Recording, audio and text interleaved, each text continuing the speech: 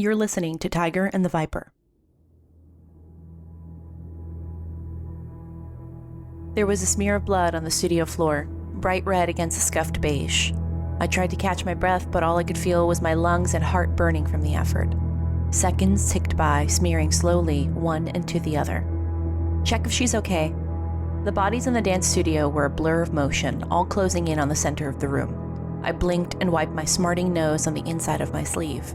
It came away with a streak of red. I turned to the mirror of the dance studio, seeing an image of myself in a matter of split seconds, between the scattered chairs and the feet shuffling around me. My hair, hanging in loose, sweaty pieces, stained from the splatter of my bloody nose. Red sat like a glaze, painting my top lip where I'd failed to wipe it completely. I looked possessed. It took me a moment to get back off the floor, breath short. Faces in the crowd ranged from morbid interest to concern to sadness. They weren't looking at me, but at the girl sitting on the ground. She sat, bent over, heaving strained sobs over her mangled knee. I looked down at her pretty face, crumpled in pain, and felt something sharp and unfamiliar unfurl inside of me.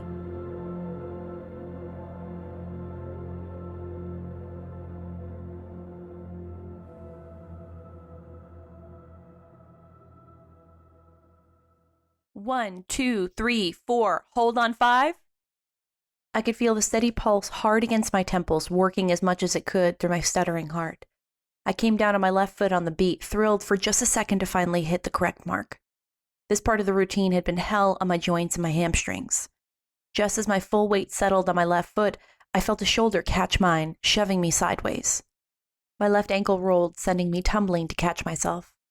I fell to the floor on my side in a loud thump, loud enough, even in the back row, to catch everyone's attention.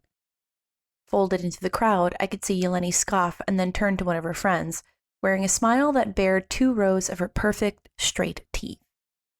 From this angle on the ground, it made an uncomfortable truth slide into place. I was made and born to be perfect, but all of my genetic parts sewn together made me something that was frail, riddled with mistakes, marred by the Creator's scalpel. But Yeleni had been crafted. Unlike me, she started out imperfect, but was shaped by an artisan's hand. She was the difference between a proof of concept and a finished product. Even planted on the ground, I couldn't catch my breath. I almost wanted to stay down here and just become part of the floorboards. I felt my clammy cheek suck in a breath, trying to even out the erratic hammering in my ribs. I stared down at my hands through my hair, waiting for the wave of dizziness to pass. This doesn't have to stop us. I'm not giving anyone that satisfaction. All right, girls, hold on. Cut the music. The music snapped off. When I looked up, Mina pointed her hand towards me, summoning me up to her. Binjay, meet me outside, Mina said, voice curt. Voices started up behind me, murmuring. I tried to tell myself it wasn't about me, not every damn thing was, and I had to stop letting it get to me. I got off the floor, feeling my left knee turn to jelly, strained with fatigue. Rolling up my damp sleeves, I joined Mina outside the dance studio. When the door closed behind us, I could hear the thump-thump of our dance number start up again inside. The hallway was dark. They never turned on the lights in between the dance studios, so I could only really see a slice of Mina illuminated well from the small, slatted window in the door. Binjay, what's going on? I looked at her, trying to smooth out any affect from my face. What? I mean, are you staying out and partying past curfew or getting to something on your off time you shouldn't be? You look like shit.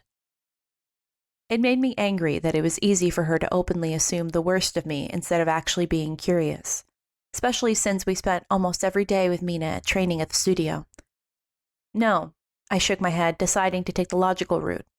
We have badges to sign in and out of the building, and more importantly, we don't have free time to spend on anything. You just sent us to 3 separate late-night festivals last week. If anything, I'm tired. All right. I don't need a speech. I'm asking if you're okay, Mina cut me off, irritated. I looked up into her annoyed face and considered the option to just tell her that my meds were stolen. Not just the desirable, exploitable ones, but the ones that kept me alive. I considered telling her that my heart currently felt like a hamster in a wheel that had both run their course. I'm okay, I answered. Okay, she said slowly. I just want to emphasize that we take our selection process very seriously here. The smallest thing can result in you getting cut, and I don't think I need to remind you that our drug policy is zero forgiveness. If we catch you doing anything that you shouldn't be, you're cut. Behind my pursed lips, I bit my tongue, hard to keep from laughing. It was a bitter laugh that felt like acid in my throat when I swallowed it down. What fucking irony. I felt something small crumple away inside. Mina, just like our manager, and just like everyone else at the studio, had already made up their mind about me. I wasn't changing that perception on hope alone, and telling these people that my prescribed dissociative anesthetics were suddenly lost wasn't going to help me. No help was coming. I just had to do it myself. I read you loud and clear, I said to Mina, slowly and evenly. Mina stared me down for a painfully drawn-out moment before giving up. Then she held the door open for me. When you get back in there, I better see you locked back in. You have half a day of practice left before selections. I rejoined the back line, trying not to look at anyone's faces as I walked back inside. The wilting violet is back, Yeleni said over her shoulder, taking a swig from her water bottle. She used the front of her sweatshirt to wipe off the excess water from her smug mouth. Eyes up front, ladies. Let's go through it again, Mina called out to the girls. When I moved to get back in formation, Mina stopped me. Take a break and catch your breath for a second. Benched again. I sat back against the mirrored wall, feeling parched. I felt around in my things for my water canteen, and my hands closed around a lanyard attached to a charm and a small plastic card. I recognized the shape, even though it didn't belong to me. It was Yeleni's badge, which must have gone skittering out of her handbag when she got here and tossed her things on the ground. I slipped it into my bag, making sure that no one could see me dropping anything inside. I sat back against the wall trying to get my energy back and went through the steps in my head as I watched on. After about a half an hour more of practice, the music snapped off and Mina clapped her hands together. As it began to grow dark outside, her tired eyes looked all around the room, to all of us. Okay, ladies, bring it for tomorrow. This is the final push before some of you enter a group. It only gets easier after this point. Something told me that even to Mina, these words rang hollow. The class of girls broke into groups, talking amongst themselves as they gathered their things. Is Hotpot tonight? Someone said. Oh my God, I forgot about that. It is tonight. Are you going? We all have to go. It's apparently on the company's dime. That's good. Maybe I can get assistants to buy us drinks. You're nuts. The girls laughed, exiting the studio together. I got up, slipping out of the room before Yeleni came to collect her things. It had to be tonight. I only had one chance of getting all my stuff back. During the label-mandated pre-selection party at the Hot Pot restaurant, I excused myself to go to the restroom and slipped away. No one would be looking for me anyway, especially just before the assistants began plying the girls with liquor. A going-away gift, they figured, for all the girls dumb enough to get themselves hung over before selections. I walked the 10 blocks back to the dorms, pulling my hood up. When I swiped in, I used Yeleni's badge, the one she had so helpfully tossed in the corner of the dance studio amongst my things. Our building was quiet when I slipped in, still dark. I took advantage of that darkness to slip around the kitchen and dining room cameras, hoping that they weren't night vision as well. Once upstairs in the bedrooms, I stalked towards Yeleni's room, unnerved by the quiet in the building. It wasn't the silence that bothered me, since everyone else was at Hot Pot. I shuddered at the cold slice of fear of getting caught. It was my first time stepping outside the rules everyone else had laid out for me. I stepped inside, pacing over to Yeleni's bedside table, ripping open the bottom drawer. There, underneath a hastily folded t-shirt, were my meds. A mixture of relief and anger washed over me as I scooped them out of the drawer and into my pockets. The Kano spray remained rattling around the bottom, and I grasped it between my thumb and my forefinger, shaking it. The liquid gave a sad little swish around the inside of the bottle, almost inaudible, nearly empty. A delirious smile crossed my lips. Sure, I'd be in copious amounts of pain until I got my script filled, but after finding out she'd snorted most of the bottle up her perfect nose, I finally saw the finishing touches of the plan click into place. I slid my nail underneath the prescription label of the bottle and tore sideways. I saw my name tear away, leaving behind a blank slate. Unlike Yeleni, I remembered more of my contract because I had recently come into contact with it. What Yeleni didn't remember was the clause attached to workplace injuries. The label had its fair share of divas and junkies in the first year of the program. You take a whole bunch of teenage girls away from their families and cram them into an alienating dorm with all of their worst enemies, and it was bound to happen. Everyone wanted a daydream to escape to, even the ones responsible, usually, for creating those daydreams. After a while, though, there were too many girls to account for, too many almost scandals and unhappy parents pulling their kids out of the program. As the academy grew steadily by the years, they implemented a clause, something to keep them safe from certain liabilities. Article 533, Part B, states, all trainees, with the inclusion of academy students, are subject to automatic drug testing upon a reported workplace injury. If illegal substances are found on your person or in your system, this will result in immediate expulsion from the company. Sometimes things fell into place after that first little push.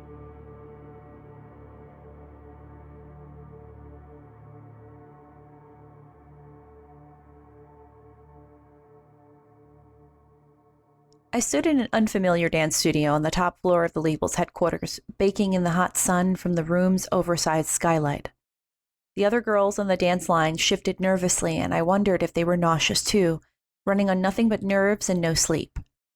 Through the glass of the skylight, I could see the white blue of the sky beyond, not a cloud in the sky above me. The only thing I could see was the distant shape of birds circling high overhead. In some ways, that did feel right. We were fresh meat waiting to be picked over by vultures.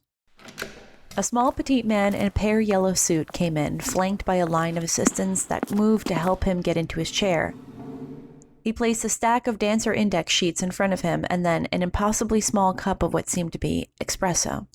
He didn't greet or look at any of us over his large tortoiseshell glasses, simply turning to Mina at the end of the table, staring at her expectantly. Mina nodded and then got up, waving her hand over to the small man. Ladies, welcome in. Please thank Byron for making it down to hand select you today. We had to clear a lot of meetings for him today to do this. I felt my mouth try not to crimp into a scowl. Hand selected? What the fuck were we, fruit? The program had felt dehumanizing, sure, but this seemed to just rub it in. Now were we supposed to thank this Midas exec for clearing his calendar to pick us like produce? Thank you, Byron, we all said in monotone unison instead. I could feel Yeleni's stare boring into the back of my head, hearing the whispering starting up again. Maybe they were hoping this was the last time they'd ever have to see me. A part of that actually felt comforting. Mina continued her speech.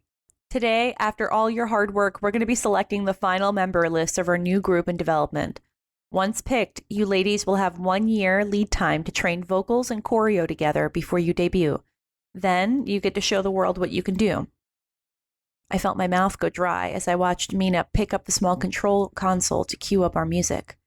This was it, the one performance-based deciding factor between whether I'd go home to my parents as a failure or I'd pan out as a successful investment to Midas. We all slid into position, and I could see Yeleni wobble into my view. She looked strangely more unsteady on her feet than usual. My eyebrows furrowed, trying to get a good look at her face for the telltale signs. I guess she noticed me staring because her head made a swift swivel towards me. Her eyes gave her away, though, pupils blown open wide, uncharacteristically in the bright dance studio.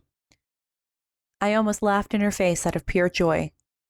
That stupid bitch put all my ketamine up her nose at the worst possible time. What the fuck are you looking at, dipshit? She looked more confused than usual, struggling to keep her gaze locked on mine.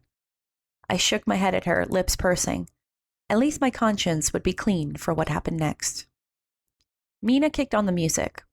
So instead, I focused on my own lot in life, how much farther I had to go. The nausea slid away once I felt my body click into place, my brain focusing hard on making sure my hands and my feet were going to the right places, making sure the movement felt fluid and natural. But the truth was that I was tired. After all this time preparing, moving all the right puzzle pieces into place, the last thing I needed to do was simply hit my marks. But it just didn't feel like I had the energy to press on.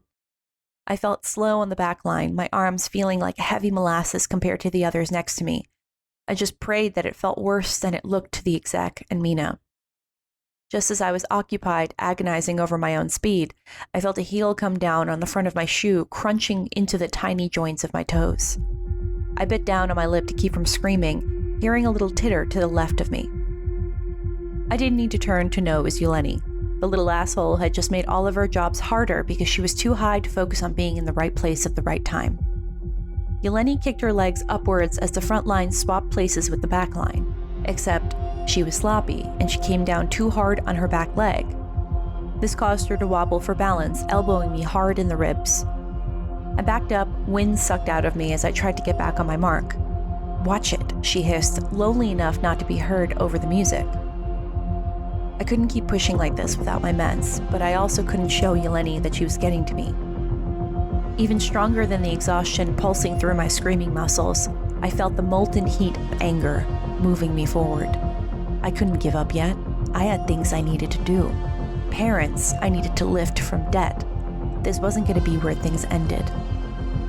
The bridge of the song approached, and we all got into formation by the chairs at the center of the room. Yeleni passed ahead of me to do another leg kick at the front of the line before having to step backwards and climb onto the chair. I watched her as her swan-like leg arced through the air, watched for all the eyes up front to make sure that they were focused on her and not on me. Using the heel of my stiletto, I hooked the leg of the chair and moved it sideways. Yeleni started moving backwards, and I slid out of the way, melting into the back line. The world slowed down to a crawl as I watched her shoes take one, then two, then a third step back. On the fourth step, she was 1 foot up on the chair, her second foot hit air, and she lurched forward, falling. Her hands flailed on the way down, looking for something, anything to catch herself on, as she twisted sideways and came down. In the struggle to right herself, she fell directly into the clot of chairs and the girls in the back line. Her elbow caught my nose in a sharp smack and sent me directly to the ground. My nose bled out on the studio floor beneath me until I could stop the dizziness and get back up. That was when I saw Yeleni sobbing in the center of the small crowd of girls. "Can you get up?" Some of the girls came to help her, holding her gingerly underneath the elbow. As Yeleni lifted herself up on her own weight, her right leg wobbled and gave out. She dropped back down to the ground, hiccuping. "What do you feel?" another girl asked her. "I don't know. It just hurts a lot. I heard a pop." Her lower lip trembled and she began to cry again. "Don't worry, Yeleni. You probably just landed on your leg the wrong way. It'll probably be okay." What really made me nauseous, though, was the knowledge that she likely wouldn't be okay. That pop meant her ACL was torn. For Yeleni, her experience of being selected in this round was now over. Mina stood motionless, spooked at the front of the dance studio, next to the line of Midas assistants who sprang into action. Next to her sat Byron himself. Her face was blanched as her eyes drifted over to Byron, silently questioning. Byron looked up from the index sheets, squinting his eyes over the gold rim of his glasses. "Clean her off, and the studio floor, please." It was the first time anyone had heard him speak since meeting him, his speaking soft and precise. He made the order like a man talking to a groundskeeper asking to be rid of an eyesore in front of him. 2 assistants in suits broke off the line to jog over through the crowd. They stooped down and picked her up by each end effortlessly, the seams of their crisp suits barely creasing. Yeleni shifted in their grasp, trying to roll sideways to face Byron. "Wait," she pleaded. I can still dance." Byron remained unfazed, eyes glued to the index sheets in front of him, making tightly scrawled notes. "I can still do it. The heavy studio door snapped shut, cutting off the sound of her outside with it. Mina looked at the other girls, her mouth floundering for a moment. The girls looked back at her, equally pale. One of them used a towel to mop up my blood off the floor. Another began to right the upturned chairs back into position. Afterwards, everyone simply stood in silence, unsure of what happened next. After a moment, Byron paused in his notes, looking up. He creased his nose to move his glasses upward, squinting at them. He shook his head silently for a moment. "What are you all waiting for?" "We don't have someone to fill Yeleni's spot. She's supposed to carry the back right at the end of the chair number. So pick someone else." The girls looked amongst each other, hesitating as their eyes pinged across the room for someone who would be able to fill the empty spot on such short notice. "Okay, if you won't pick, I will." He interrupted the deliberation, taking off his glasses to pinch the bridge of his nose. He then pointed across the room with them. "You, with the bloody face, you do it. You were the closest to her position." Mina took a sharp breath to say something, paused, and then tried again. Minjay, do you have this? I wiped the last bit of blood off my top lip. Yeah, I've got it. That night, I couldn't get a wink of sleep, listening restlessly in the dark for any movement. My nerves were wired, expecting some sort of retribution that never came. I couldn't tell if that was a legitimate fear or just my guilt talking. When morning bled into darkness, we all lifelessly got dressed and boarded the bus to the studio. No one said a thing to one another, exhausted and still shaking from the first part of yesterday's elections. It was humbling to see how the injury loomed close to all of us if we weren't careful. How our goals could end tomorrow with a torn ligament or a broken bone. One mistake, and we'd all go crawling back to the poverty they'd scooped us out of, like cockroaches. We shuffled silently into the studio, forming a line in front of Byron and his collect assistants. Mina stood at his side with a clipboard, looking even more exhausted than yesterday. We all know how hard you have all worked to get to this day. We see you and we appreciate you. We're going to get to the final selections, but before we do that, there's something we'd like to discuss with all of you before we continue. The girls began to murmur silently, shifting uncomfortably in line. Mina cleared her throat, looking down at the clipboard. Yesterday, a member of your group suffered a serious injury to her knee after taking a fall. After some investigation at the hospital, we found Yeleni to have a concerning amount of ketamine in her system. She has been let go and will not be returning after she recovers. A blanket of oppressive silence came down into the room. Nobody moved except for Byron, who took a careful sip of his espresso. He looked bored. We would like to reiterate once again our no-tolerance policy with drugs and controlled substances. If you are injured, you will automatically be drug tested. Do not make us have to do that, because I promise you, we will find out. I made eye contact with Mina, and she looked away, almost embarrassed. I wondered if that was because she realized she suspected the wrong girl of abusing the hard stuff. A small flame of satisfaction bloomed in my chest. That's what happened, I guess, when you spent all your time coddling favorites. You'd find yourself hard-pressed to reprimand them, even when they were in the wrong. And then one day, they simply went to a place you couldn't follow with your enabling. That being said, without any other delays, we will be picking the final members of the group today, Mina continued. Our final members in the group will be Elena. You will take on the name Luna. Elena burst into tears, falling to her knees in gratitude. The girls next to her stooped down to hug her, congratulating her. Catalia, you will be taking the name Cat. Catalia's mouth flew open, hugging her friend next to her. She buried her face into her shoulder, shaking. My stomach began to clench. Only 2 more spots left, and it didn't feel like I'd done more than just hung on for dear life during this process. Suddenly, it wasn't quite clear if I could make this. Tilly, you will be taking on the name Arya. Tilly yelped in surprise, making the taciturn Byron jump as he sipped from his espresso cup. She jumped up and down, hands clamped over her astounded smile. Mina paused for a moment, looking at the last selection with a level of disbelief. The girls began to look around at one another in the tense silence, anxiously wondering if that last name was theirs. Minjay, you'll be taking the name Sunny. I blinked, time stretching before me. Everything shrunk down to a pinprick in front of me. I didn't react until someone next to me clapped me on the back with praise. I tried to say something to make sense of the choice and found nothing coming out. Sunny, the kind of name that made you think of clean linen and the sunshine, an optimistic disposition, easy laughter. I couldn't think of a less appropriate name. I nodded numbly towards the program directors up front. That was when I could hear the chattering and the murmuring behind me start up. Discontent. This was a mistake. I should not have been picked. Yet here I was. I looked at Byron across the room, who studied me with a dull interest.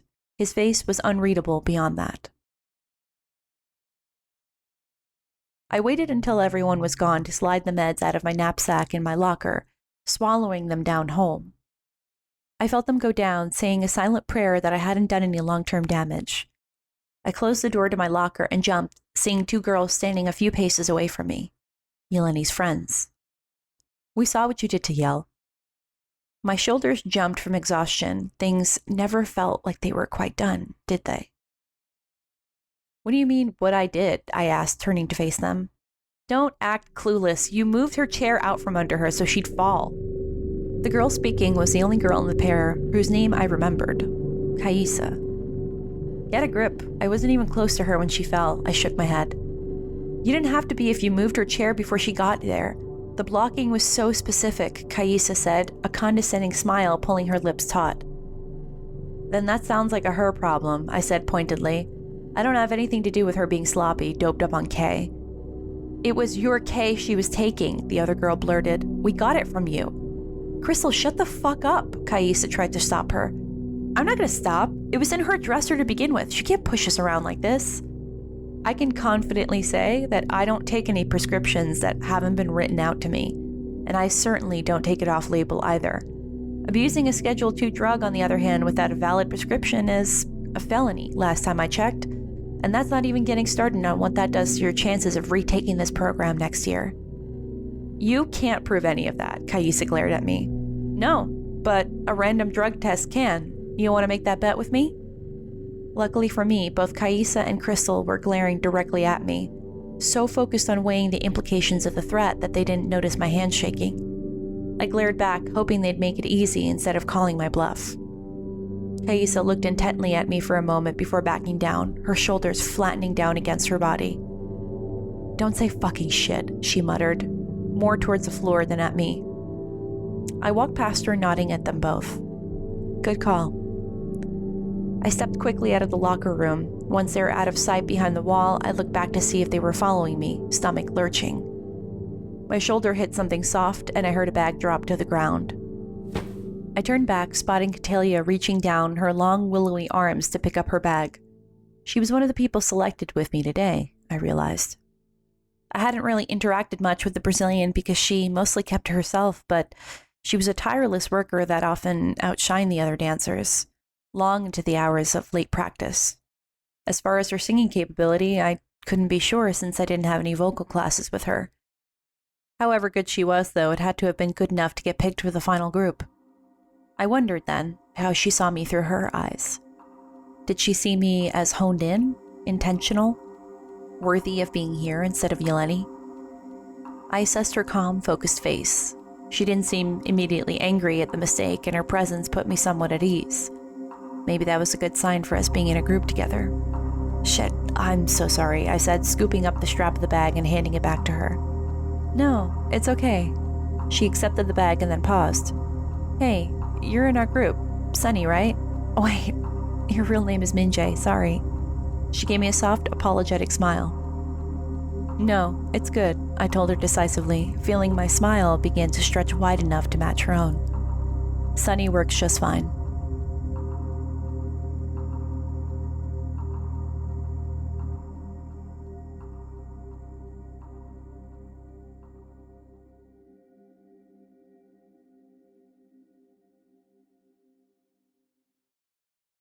Thanks for listening. If you're listening to this podcast on YouTube, please shoot us a like or a comment about the episode and make sure to hit follow to be notified of when new episodes come out. Supporting this way is free and helps get our podcasts out there. If you're hearing this on Spotify, make sure to rate our podcast so we can find other great listeners like you. If you'd like to support what we do here, you can become a patron and receive early access episodes before they're aired, view high-resolution chapter art, and be part of our small but growing community. A huge thank you, as always, goes out to my patrons Cheyenne Summers, Chase Wassenar, and Michael Miley. Thanks for tuning in.